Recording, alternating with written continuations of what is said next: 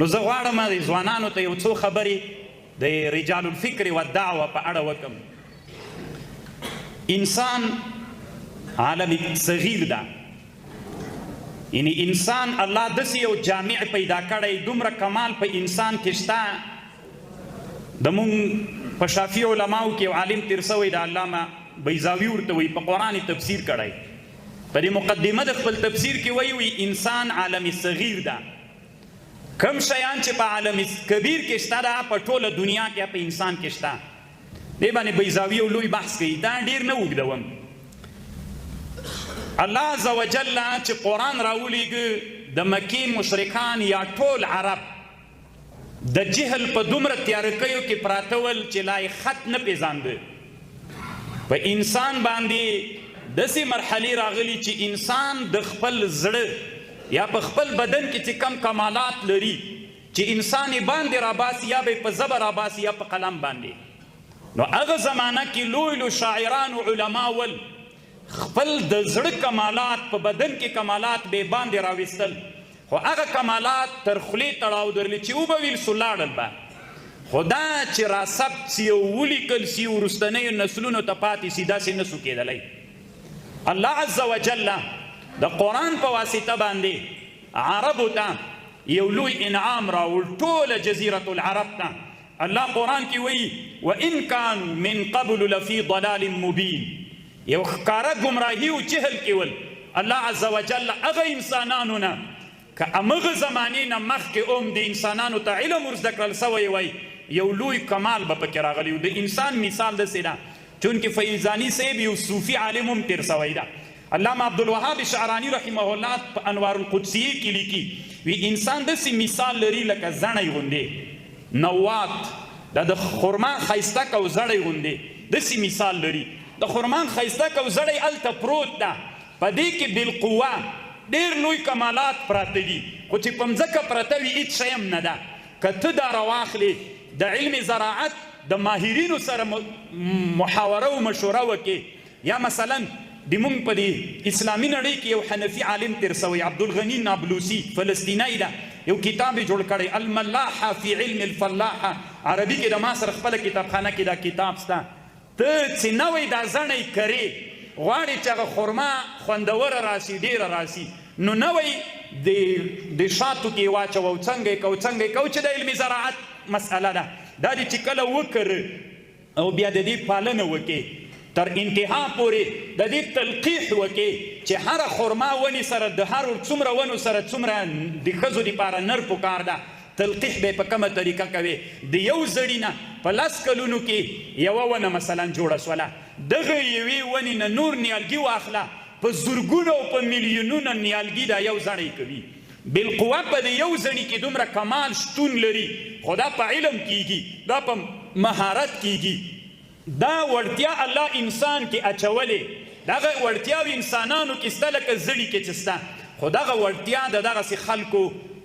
هغه دعوت و فکر ته ضرورت لري چې دوی انسان د هغه زړیتوب نه، نو خو زڼی هلته پروت او 15 ورځې بعد 10 کاله بعد خرابیږي. خو هغه زڼی که یو ماهرو د فکر والا سړی راواخلي هغه وکري، داسې یو څوک به ترېنه جوړ سي، د یوې ونې د یو د خرما د زړي نه په زرګونو باغونه جوړیږي،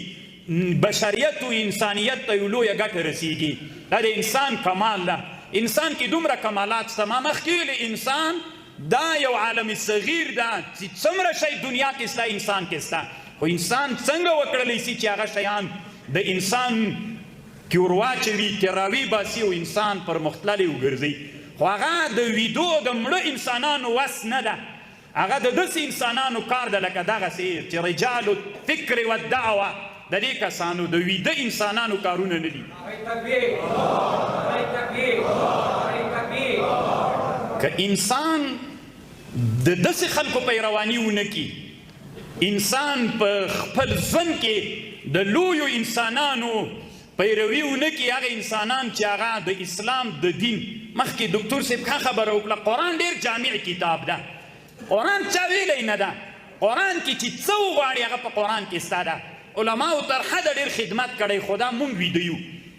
مونږ په عربي کې طفیلي ورته وایو. طفیلي هغه چا ته وایي نابللی، یو چیرته واده وي میلمستیا وي او چا را بللی نه وي دی خپله راسي دې ته مونږ طفیلي وایو خطیب بغدادي یو کتاب هم پې جوړ کړی د کتاب التطفیل ډېرې نادرې ذکر کوي وي یو طفیلي مړ کېده د ده دا عادت و د هر چا واده او خیرات په خپل سر به ورتله نو چې دی مریض سو مړ کېده نو هغه ورته ویلې دی بچی چې ما ته خو یو نصیحت وکړه وی بچی نصیحت خدا ده کله چې ته خیرات ته راغلی نو تا نه به مخکې خلک راغلي ته خو رابلل سوی نه نو د یو سړي شاته به کښېنې د سب کې به شاته کښېنې چې کښېناستې نو هغه د شا والا سړی به داسې په دا زنګانه ووهې ورته به معافي غواړم خیر هغه سوی خو به نه نو انسان الله ډېر عجیب پیدا کړی ده دا طفیلي هم خپل مهارت زده کړی ده نو چې ته پې شاته ولګېږي نو ورته به یې ډېره بښنه غواړم معافي وکړه تکلیف کړی خو به مې نه نو هغه به پوه سي چې دی خو شاته ناسته تا ته به په هغه باندې په دې توشکه جای درکړي نیغ به ورسره کښېنې چې کښېناستلي ورسره نو بس بیا به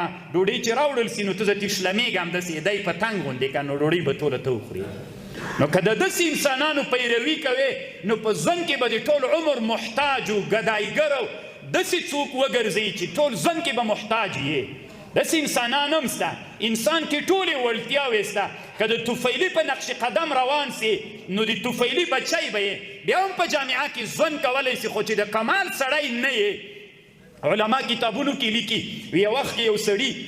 دوه غویان درلودل او په دې غویانو باندې د سړي قلبه کوله ستړی و ګرمي وله قلبه یې کوله موچ راغی او د دې غویي په ښکر باندې کېناسته نو قلبه خلاصه شوله کور کې یو بل موچو نو دې موچ ته یې ویلې وي چېرته تللی ولې وایي ډېر ستړی سومه نن مې قلبه کوله کله چې انسان بهمته انسان وي د داسې چا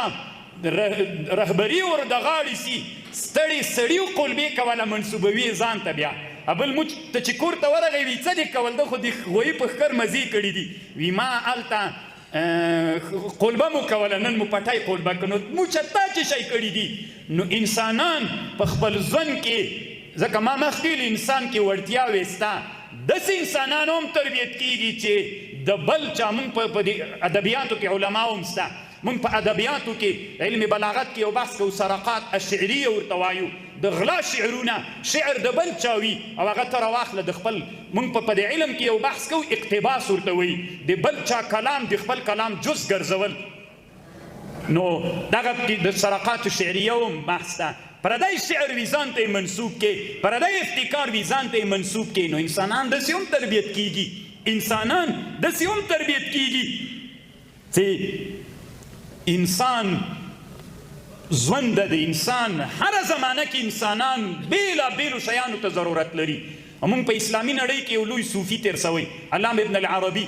د باندې د ډېرو علماو د کفر فتواوې کړي دي ښه علماو علامه شیخ الاسلام وایي علامه شیخ الاسلام ابن تیمیه وایي ما چې د ده فتوحات مکیه وکتله وایي ما ویلې چې ډېر لوی عالم ده خو چې فصوص مې وکته وي د کفر دا د دوی خپل کار ده د علماو خو اصل کې د ده په کتابونو څوک نه پوهېږي ده په خپل کتاب کې یوه خبره کړې فتوحات مکیه کې دی وایي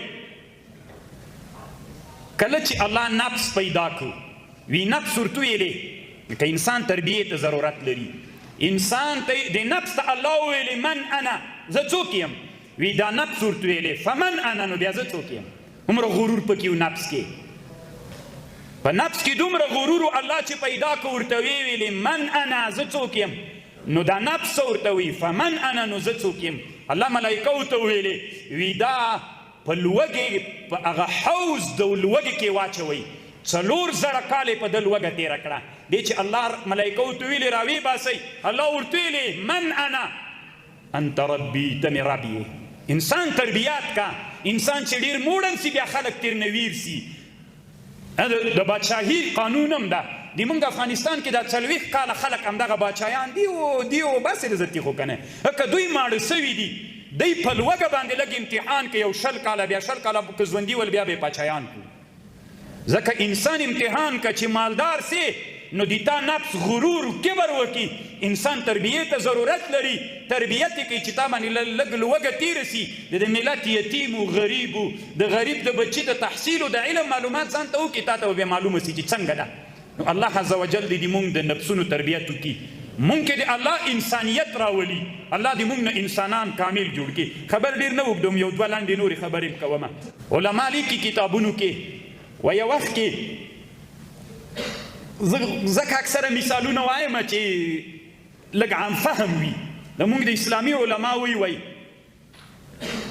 یو وخت یو سړی راغی بادشاه لور یې وغوښتله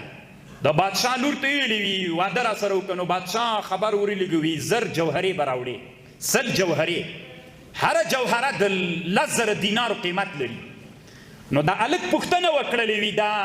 جوهرې چیرته پیدا کیږي وي دا په بحر الظلمات کې په اتلانتیک سمندر کې پیدا کیږي علامه شعراني وایي وی دا سړی لاړو ځان سره یو لوښی واخیسته او دریاب ته ورغی د اوبه یې راخیستلې هلته یې تویولې چې دا اوبه وچیسي او بیا زه نو بادشاه خبر سو چې څومره لوړ همت انسان ده هغه لوړ همت ته خبر راولېږه وی راسه زه تا ته خپله لور در کوم 1 روپۍ هم نه درنه غواړم وجعلتک وزیرا معي ته به د ما سره وزیر یې ولې لوړ همت انسان و داسې چا تربیت کړی و د داسې لوړ همت تربیت شده و د لوړ کمال چښتن